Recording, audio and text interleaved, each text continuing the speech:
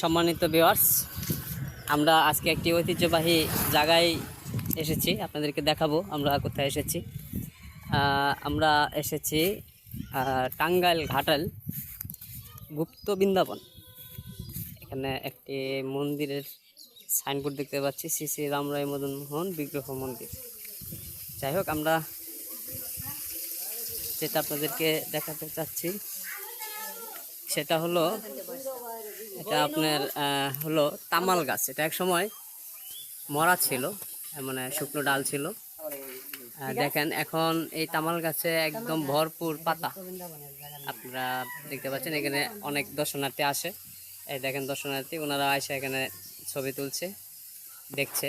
আর এখানে আপনারা এই যে দেখতে পাচ্ছেন যে লাল সুতো বাঁধা, এগুলো হচ্ছে এক একজনে এক একভাবে মানসিক করে এগুলো এখানে বাঁধা রাখে। সারা গাছে এইভাবে বাঁধা আছে। এটা আপনার পড়ছে, এটার অবস্থানটা হলো টাঙ্গাইল ঘাটাল গুপ্ত বৃন্দাবন।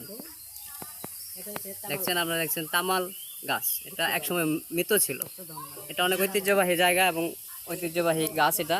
এখানে অনেক দর্শনার্থী তারা আসে, আইসা তারা এখানে দেখেন এখানে আরো অনেক দর্শনার্থী আছে, তারা ওই যে দেখছে, এখানে ছবি তুলছে। আমার কাছে খুব ভালো লেগেছে, খুব সুন্দর একটা জিনিস দেখলাম। আমাদের এটা অনেক বড় করে মনে হচ্ছে, গাছটা অনেক বড়, অনেক শাখা প্রশাখা। পাশে আবার একটি সম্ভবত একটি প্রাথমিক বিদ্যালয় আছে। বিদ্যালয়টি আমরা যদি দেখি তাহলে এটা হচ্ছে 112 নং গুপ্ত বৃন্দাবন সরকারি প্রাথমিক বিদ্যালয়, ঘাটাল জেলা, টাঙ্গাইল। সুপ্রিয় দর্শক, আমি মনে হয় যে এটা খুব আশ্চর্য একটা জিনিস দেখলাম, আমি এর আগে কখনো দেখি নাই। যদি আপনাদের ভালো লাগে আপনারা এখানে আসবেন, এখানে আপনারা ঘুরবেন। এখানে আপনারা ময়মনসিংহ থেকে আসতে পারবেন, ফুলবাড়িয়া থেকে আসতে পারবেন, এবং এটি খুবই ঐতিহ্যবাহী জায়গা। আপনি একজনকে বললে আপনাকে রাস্তা দেখিয়ে দিবে। তবে সবচাইতে ভালো ময়মনসিংহ রুটে, বড়াডোবা রুটে ঢুকলে আপনি তাড়াতাড়ি বুঝতে পারবেন। আপনারা দেখেন খুবই ঐতিহ্যবাহী জায়গা।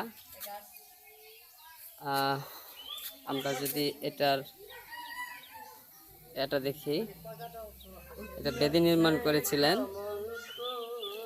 শ্রী কমল কারবা ও শ্রীমতী বেলা কারবা, বগুড়া, 2008 সালে। এটা মানে যে বসার যে জায়গাটা, এটা হয়তো নির্মাণ করেছিল। তবে যাই হোক, খুব ভালো লাগলো। আপনারা আসবেন, আমাদের ভিডিওটা ভালো লাগলে লাইক কমেন্ট শেয়ার করবেন, আমাদের পাশে থাকবেন। ধন্যবাদ, আসসালামু আলাইকুম।